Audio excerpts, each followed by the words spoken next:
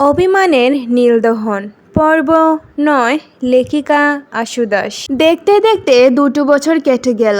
সময় কারোর জন্য থেমে থাকে না, কিন্তু কারোর জীবনকে থমকে দেওয়ার ক্ষমতা রাখে। আরাব রহমানের জীবনে এই ২ বছর ছিল এক দীর্ঘ প্রায়শ্চিত্তের কাল। চৌধুরী বিলা এখন অনেক শান্ত। বাড়ির সেই জৌলুস যেন মেঘলার সাথেই বিদায় নিয়েছে। আরাব এখন আর সেই উদ্ভুত অহংকারী যুবকটি নেই। তার চোখের সেই তাচ্ছিল্য এখন এক গভীর বিষণ্ণতার রূপ নিয়েছে। গত ২ বছর সে তন্ন তন্ন করে খুঁজেছে মেঘলাকে। প্রাইভেট ডিকে ট্রিপ থেকে শুরু করে দেশের বাইরের পরিচিত মহল, কোথাও কোনো খবর পায়নি সে। মেঘলা যেন এক অদৃশ্য কুয়াশার মতো মিলিয়ে গেছে। আরাব এখন প্রতিদিন নিয়ম করে অনাথ আশ্রমে যায়। সে জানে মেঘলা এসব পছন্দ করত। সে এখন মনে মনে মেঘলার সাথে কথা বলে।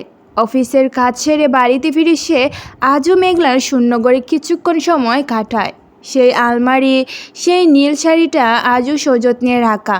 একদিন রাতে আসমা বেগম আরাবের ঘরে এলেন।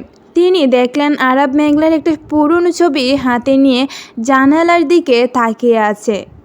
আরাব, মা ডাকতে এসে দ্রুত চোখ মুছল। বলো মা, আর কতদিন এভাবে নিজেকে শেষ করবি? ২ বছর তো হলো, আমরাও তো ওকে কম খুঁজেনি। হয়তো সে যেখানেই আছে ভালো আছে। তুই এবার বিয়েটা করে ফেল। আরাব একটা ম্লান হাসি হাসল। মা, আমি তো বিয়ে একবারই করেছি, আর আমার স্ত্রী নিখোঁজ, মৃত নয়। তাকে না পাওয়া পর্যন্ত অন্য কাউকে এই বাড়িতে বসানোর কথা আমি ভাবতে পারি না। ও আমার কাছে শুধু মেঘলা ছিল না মা, ও আমার বিবেকের আয়না ছিল। এই ২ বছরে আরাবের ব্যবসায়িক সাফল্য আকাশচুম্বী হয়েছে। সে এখন দেশের অন্যতম শীর্ষ তরুণ উদ্যোক্তা। কিন্তু এই সাফল্যের চূড়ায় বসেও সে নিজেকে ভীষণ একা অনুভব করে। আজ শহরে এক বিশাল বিজনেস কনফারেন্স, যেখানে দেশের বাইরের বড় বড় ইনভেস্টররা আসবে। আরাব এই প্রজেক্টের প্রধান বক্তা। তাকে অনেক দিন পর পাবলিকলি দেখা যাবে। সিমি আজও তার পিছু ছাড়েনি। সে চেষ্টা করে যাচ্ছে আরাবের কাছাকাছি আসতে।